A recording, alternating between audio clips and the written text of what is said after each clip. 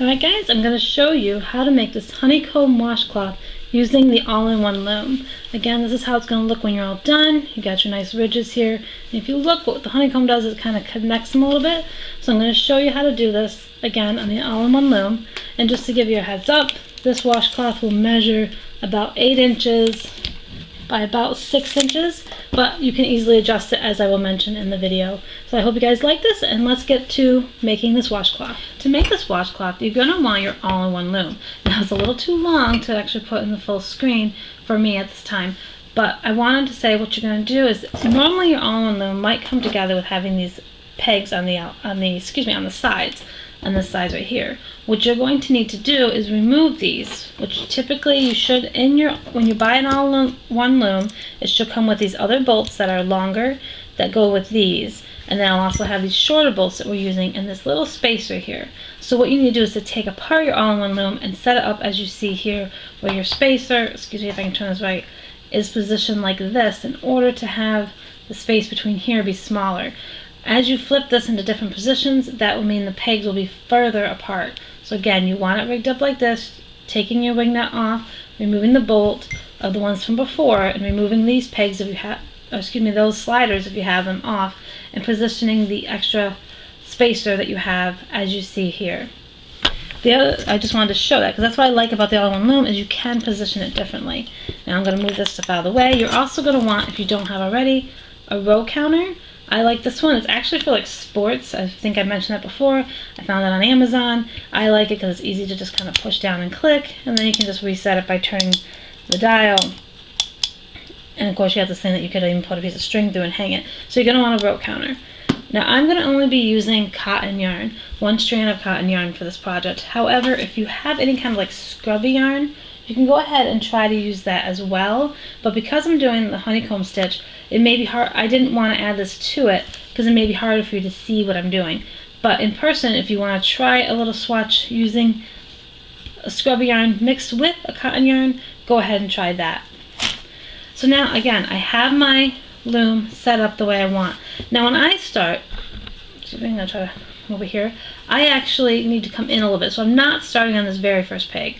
I'm starting on the 3rd peg in so that when the project works, it's going to slide down through a lot easier. So that's the first thing. The next thing you can do is you can count off how many pegs you want to go across. Originally, I had a washcloth on here that was going all the way over to peg.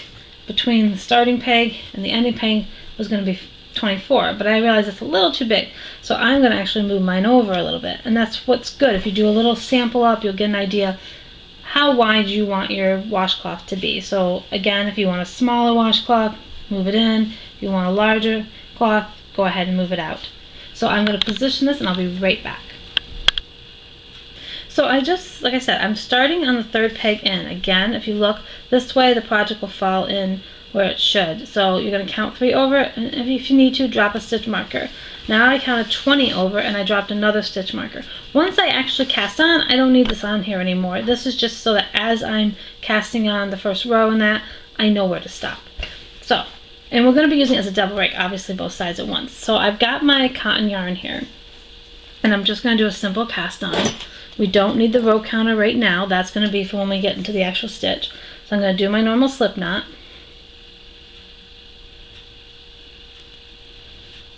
And depending on how long of a tail you want, I left a little longer tail for finishing off the project on the other side. Drop that down through, place it on the peg that I want to start on. Where is my loop? Now cotton yarn is definitely a little different than the acrylic yarn. It doesn't seem to have as much give. So things I normally do my slip knot again. I got a little tangle, so I'm just going to do a slip knot again real quick. So I don't use cotton yarn all the time, basically when I want to do washcloths. So I'm going to drop it on the 3rd peg in. Okay, dropping the, careful that you don't accidentally loosen your wing nut. I just did that, I hit it.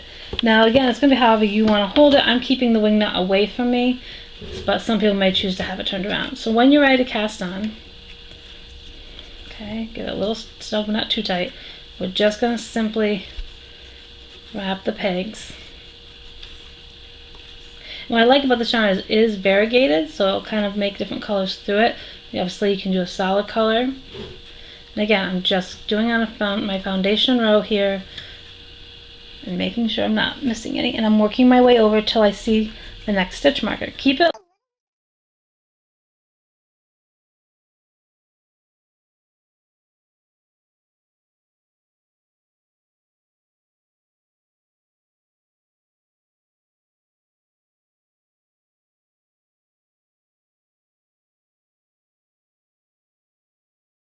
to the end. Okay, once I get to the end row, now I need to work my way back. Gently push down these out of your way for working your way back for casting on. So now I want to follow my way back as much as I can, matching up what I did on the way the one way.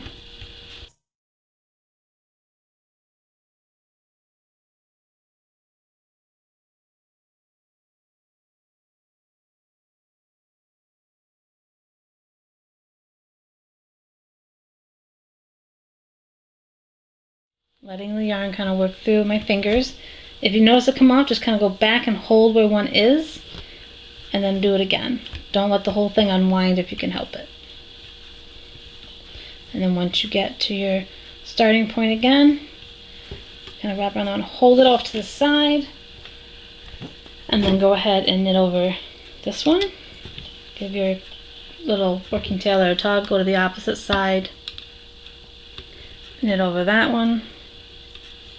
And if you want, you can go down here and knit over the end ones. This one's on the end is only going to have one when we cast down first. So come to this side and just kind of knit that over. Just kind of helps lock it in place. Now typically I just work one side knitting over and then I work the other side knitting over. That's just kind of the way I think I've done foundation rows before.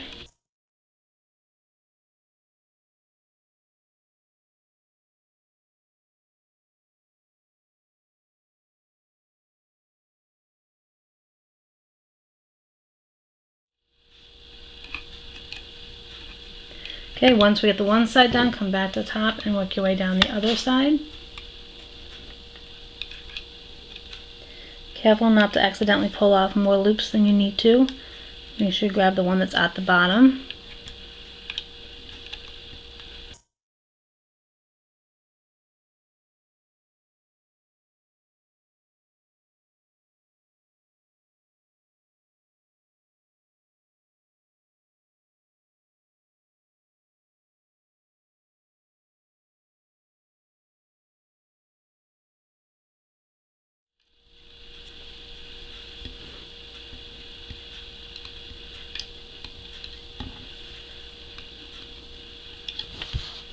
And then go ahead and just gently push them down for the next time you're going to go through. Now we're going to go ahead and I'm going to do one more row like that, just because I'm going to work my way this way since my working yarn's here and work my way back. So again, we're going to repeat that process this way and back in order to make sure we really have a good little bit of a breather before we start working the actual honeycomb.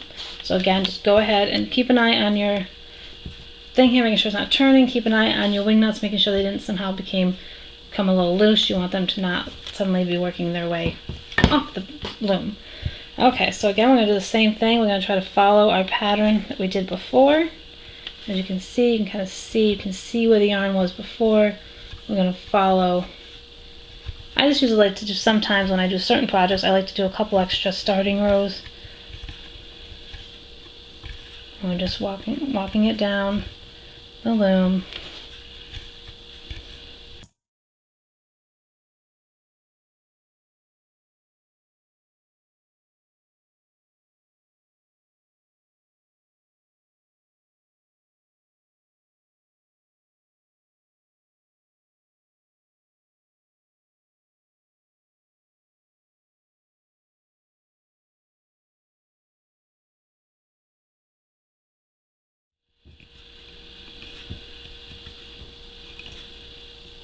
So go ahead and finish up this and do one more time, working your way back to the starting point, and then I'll show you the next stitch we're going to do.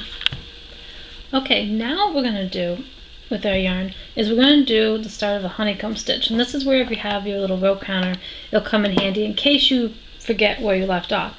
We're going to work our way this way, again, over to the where the stitch marker is. Again, at this point you can really remove it if you want. I'm just leaving it on there for right now.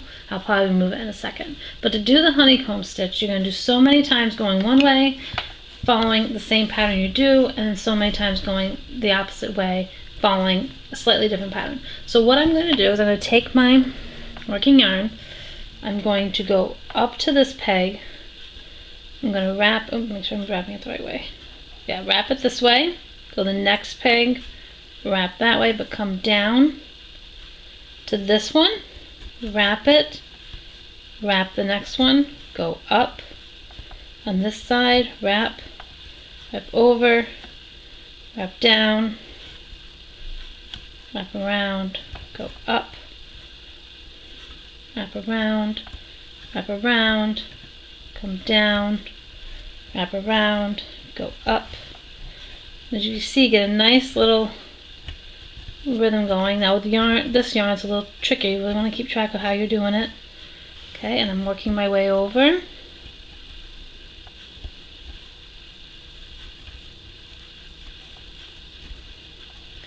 Till I get to my stitch marker.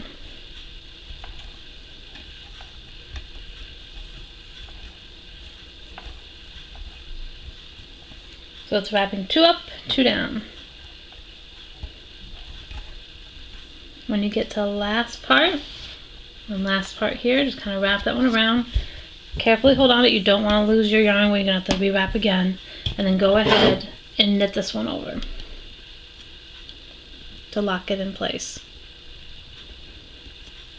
There's a little bit of strand that went to the original here. So get that over too. So lock that in place. Now go ahead and knit over.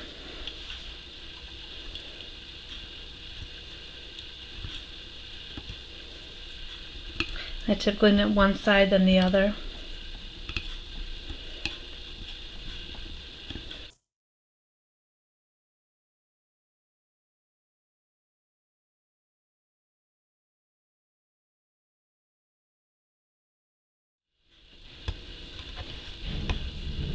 And if you hear any additional noise in this video in the background, they are working on an apartment next to me. That's one of the reasons I've been kind of behind a little bit too, is there's been a little more noise than I'm used to. So if you hear a noise in the background, the maintenance are working on an apartment next door. Okay, so now we go to this side and we do the same thing. We're going to knit over. And if you want to, kind of give them a little push down, kind of helps them not fall off. But I'm just turning it and I'm just knitting them over, kind of pushing them down where I need to, and just knitting them over. And once you get all this knitted over, this will count as one row. So what you can do as soon as you're done knitting over is click your little row counter, or even make a dash on a piece of paper, just so you know you completed one across. If you're better at keeping track of the numbers in your head, then obviously you can do that, but if you tend to have to take a break from your project, it's always nice to kind of have a little bit of notes next to you where you left off when doing a slightly different stitch. Okay, so get over. And take your time, never try to rush a project too much, especially if it's a stitch you're not used to doing. So once we got this all knitted over, okay, then you're going to gently push it down. And you can kind of see the design, what we're going to be following the next time over. So I'm going to go ahead and click my row counter because I want to do so many rows back and forth. Now you need to re-follow what we just did. So you want to match it up to where we just did. So you're going to bring it over. Sorry, it gets a little, going to wrap it, bring it down. Okay, really? Wrap this, wrap that one, bring it down to wrap, oh, that's not what I want. Get over here. Bring it down to wrap this one, and come over to wrap that one, come up to wrap those, down, up, and you're following that same pattern you just did.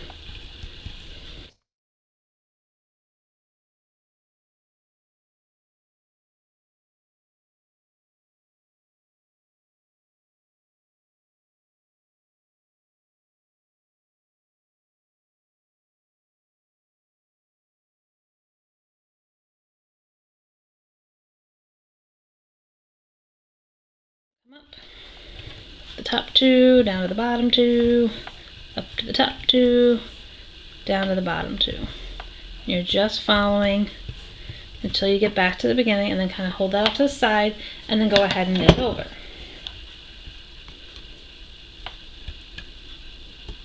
Always locking in your first one in place. Now, depending on how well you wrap will determine how easily these are to knit over, so keep that in mind. You want to wrap with enough tension that it won't fall off, but not too loose where the loops are gonna fall off the loom.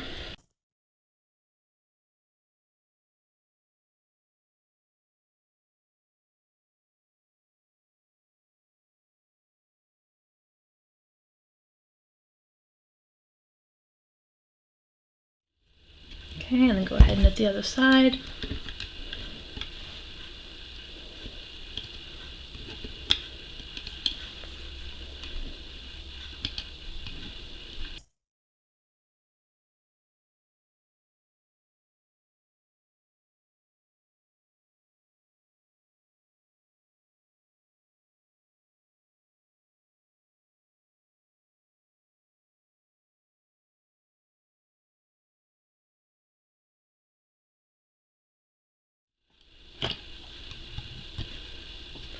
And this will give us 2 rows completed.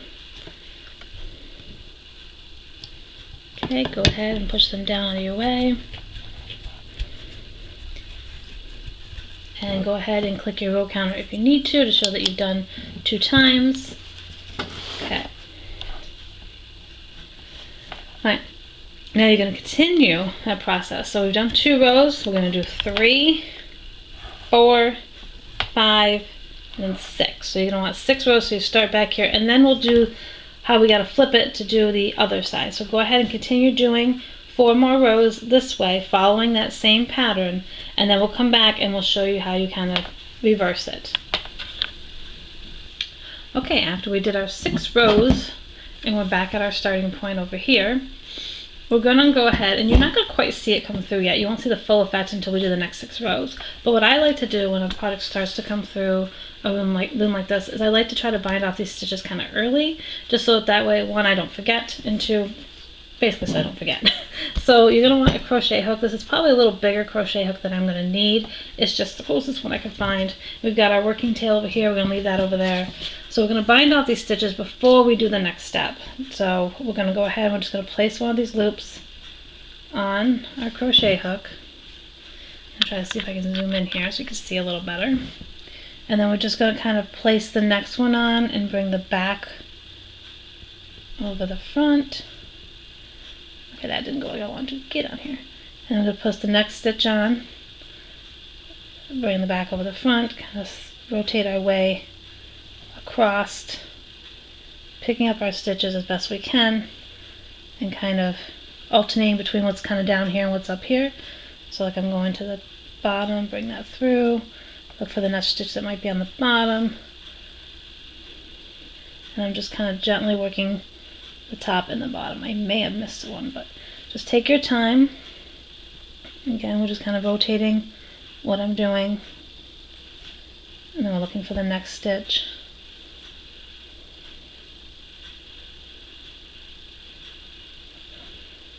I do notice with cotton yarn it tends to fray, so bringing that over there, and we go to the next that's down below.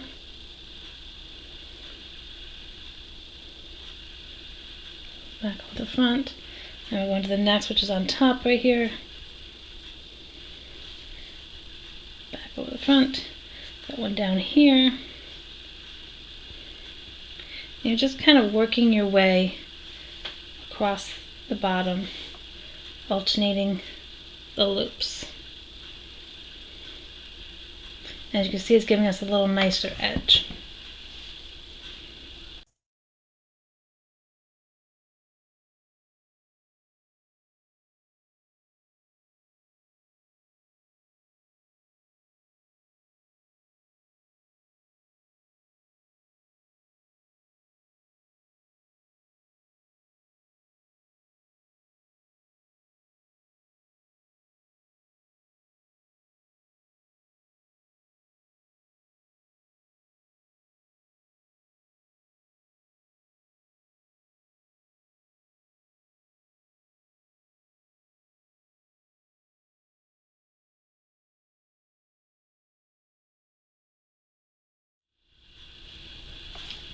Okay, we are almost to the end. Again, you can wait till the project is totally done to do this. I just sometimes find it easier to bind them off while it's on the loom. So if you don't want to do this right now, you can just skip ahead a little bit, and you will see you can do this at the end, doing the same process. Just I feel like when it's on the loom, I can kind of see better. And you see we're getting a nicer little edge here. And then when you get close to the end, because we got our working tail, we're going to go ahead and get that same loop. Bring it over. Now we want to take our working tail, and go completely through the project a little ways. And then you should have a loop. Bring another piece through so you can kind of tie it off and put it as close to the project as you can. And now you can leave this alone. You can worry about tucking this in or cutting it off later when you're fully done. But that just gives you the edge kind of already done. It looks a little wonky because we're using different colors, but that makes our edge bound off. So now we can move on to finishing up the second part of completing a honeycomb stitch. After we finish, binding up our stitches on the bottom, we're ready to do the next part. So we've already did the 6 rows one way. Now we need to do 6 rows going the opposite way, which means if you look at the project, let me see if I can show you here, you can actually see how the bottom is not joined. There's a gap. See, there's a gap here, there's a gap here. The yarn is not joined because we were wrapping a certain way. Now we have to do 6 rows wrapping the other way, which means if you need to, reset your row counter or your piece of paper or whatever you're going to do. And this time when we wrap, we're not going to go up first, we're going to go over first, because we're now going to need to wrap it a different way. And I'm going to give myself some extra yarn here. Okay, so now, because I'm going to zoom in, instead of going up, we're going to go over, because we want to lock, we want to lock these in place, and then we're going to go up, over, because this one isn't joined. We want to join them now. So up and over, down. So we're starting the opposite way. This time, and sometimes I should have switched yarn so you could see it, but get in there. But this time we're closing off the gaps. Again, if you can, I'm trying to see if you can see it, what I'm talking about here. If you look, I'm getting ready, to go up, because right here, okay, let me show you here, this is a tool.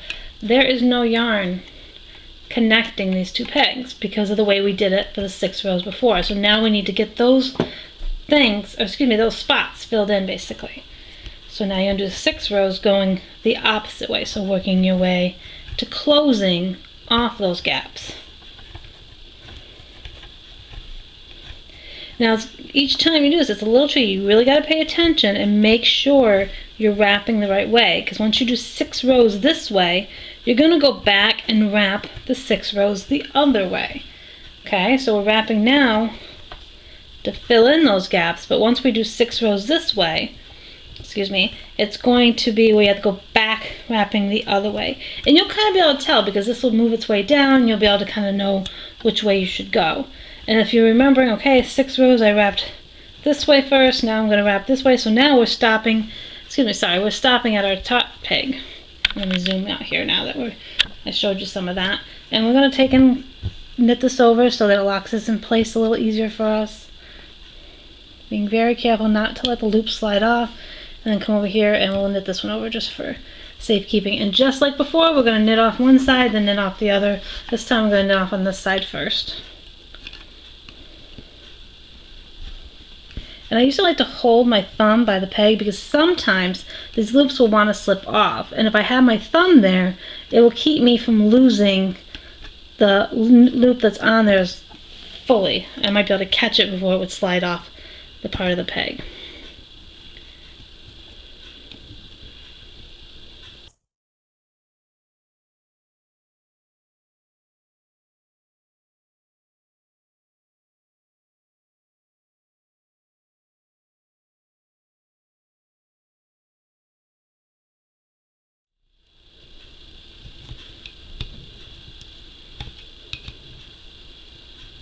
Okay, try not to stab myself. Alright, we got one side done, flip it and do the other side. Again, you may want to have your thumb positioned just to help in case a loop tries to slide off.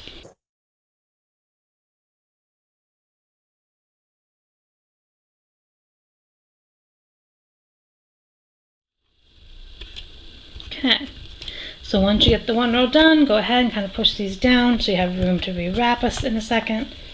And if you have a stitch marker, or excuse me, a row counter or a piece of paper, mark it for 1. Now we need to do 6 rows this way. So now keep in mind you need to do a new, you need to follow that new path you were doing. Okay, so we need to come down, around, up, down, oops, get on there. Okay, so we're following that new one we just did. So you're only going to see like one loop or one connecting piece of yarn. You just want to make sure that you got that you're following. You can almost see where you were before. It's easier for you to spot when you're looking at it than it would be for me to see where that last row was, because now we're going to have non-connecting ones from the 6 we did before. So we need to focus on following the last bit of yarn that we did before. Like, as you can tell, I'm looking in here and I'm able to see that this white right here is the one I just did, so I'm following that back to the beginning. So you're going to follow what you did before, just like we did with the first 6 rows. And then we're stopping at the top. Remember, for the first 6 rows we stopped at the bottom. Now we're stopping at the top, moving that around. Okay, and then we're going to knit over.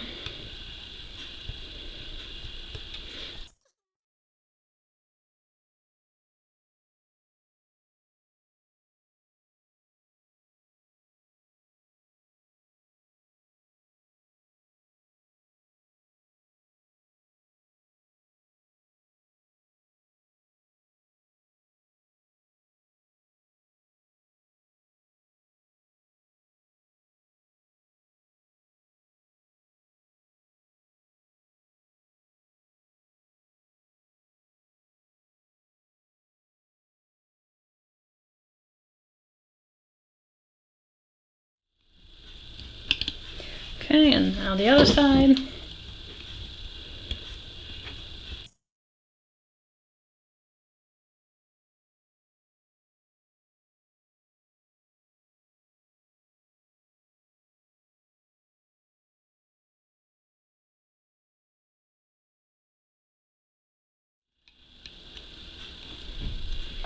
Okay, go ahead and push it down so it's out of your way.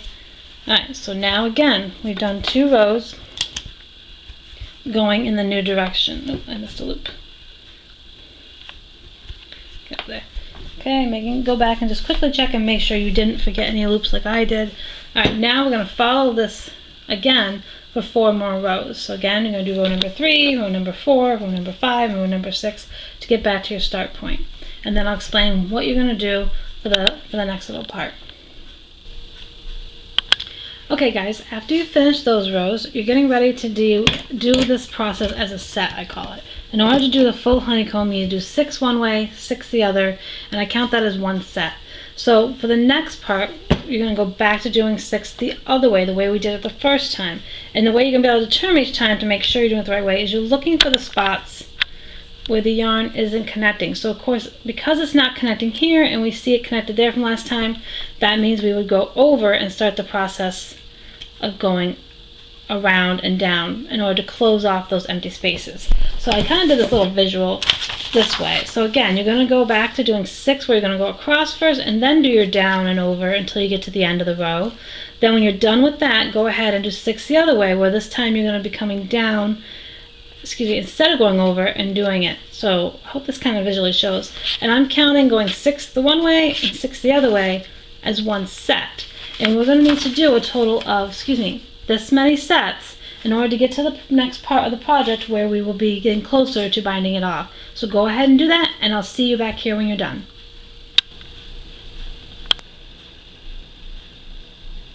Okay, once you complete the one set we needed to do, we're going to go ahead and you'll be able to see it as it comes down through, and it has a little stretch to it too, and you can kind of see how it kind of blocks off. It's going to look a little different. Person you'll be able to see a little more, but it gives a little stretch. So we only need to do one set, like I just said. I kind of been designing this as I go, so I always go back and kind of let you know how many. And once I completed the one set of doing that, I realized it's going to be big enough for me anyway. But again, if you want it wider, then you could just do more of those sets. So really it's a great way to just kind of place it out. And if you also like this width of this washcloth, you can also decide to use a different yarn and continue this for like a scarf. This would be good as a scarf too. It's a really pretty design.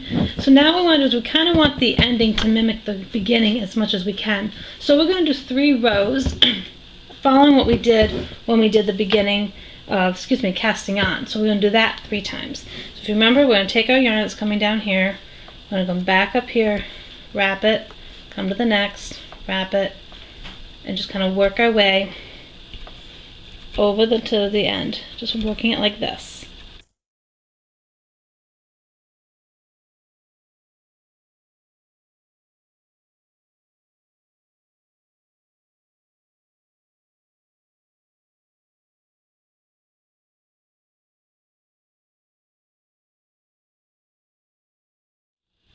And once you get to the end, take your yarn just wants to not cooperate.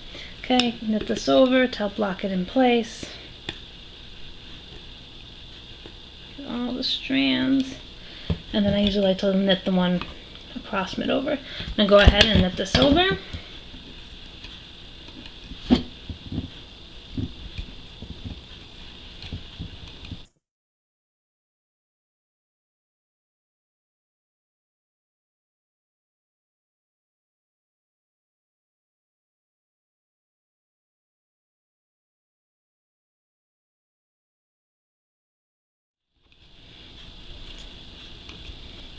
Okay, now we gotta do the other side.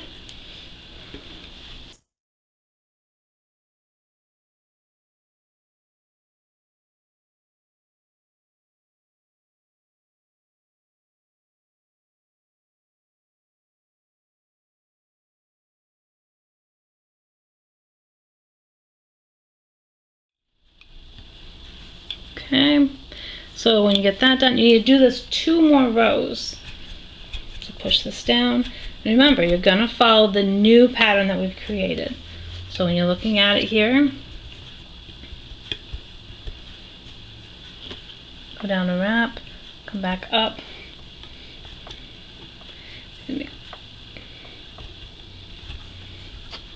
Why are you fighting me? Okay, following it back up, the loom.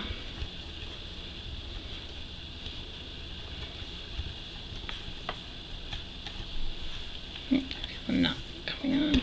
Okay. Again, I'm able to use what was previous there as kind of my guideline for wrapping back up the loom.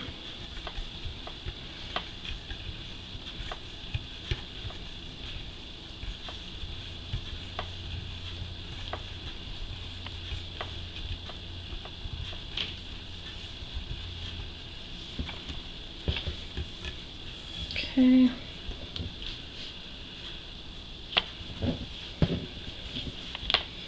Go ahead and knit that over.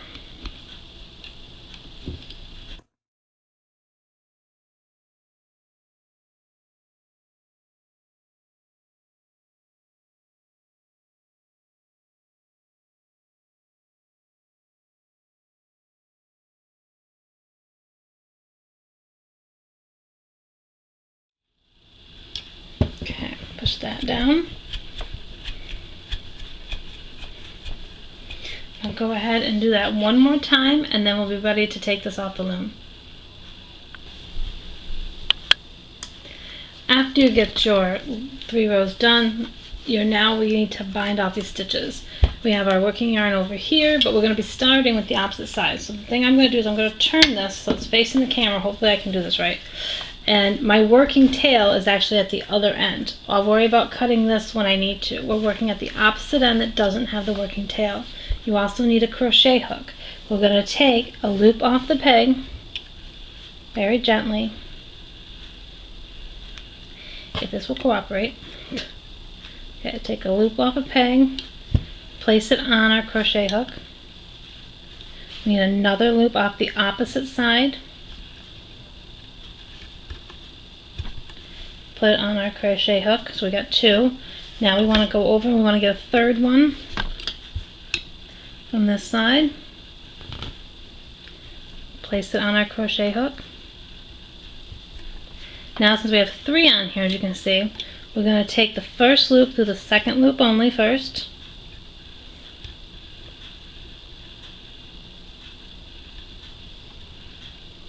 Now we have 2 left. Now take it again through the last loop. Okay, now we're going to go and we're going to do the same thing again. It might be better if I hold it this way. Okay, so now we're going to take, and I'm sorry if you hear scraping, I've got it laying against the thing. So now we're going to need to take another loop off of one side. Place it on our crochet hook. Grab one from this side. Place on the crochet hook. So you have 3. As you can see, we got 3. Zoom in here a little bit. Okay, so we've got 3. I'm going to take this one through that middle one. So if you need to, separate them a little bit first so you can see what you're doing. Through, and I got 2 on there. Take this one through that one. And repeat the process again, going and grabbing another loop off a peg, placing it on the crochet hook, come back over and grab one from this side. So you have to alternate your sides. Okay, put your loop on there. Again, so you have 3. Take the first loop through the second one. Sometimes better if you kind of separate them. Get in there. Okay, now take the second through the back one. Okay, now grab another loop. And continue this process till the end of the loom.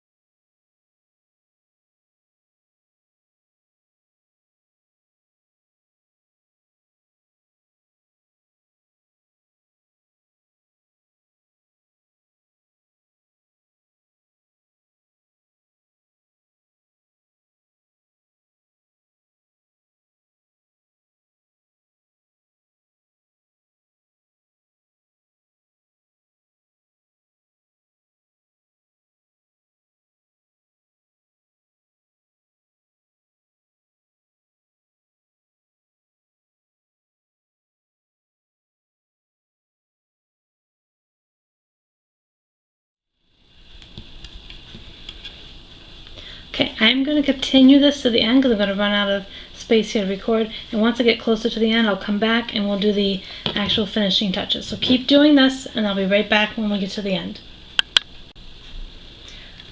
Okay, we're on the last little bit here. We're doing our last 3 stitches that we have here.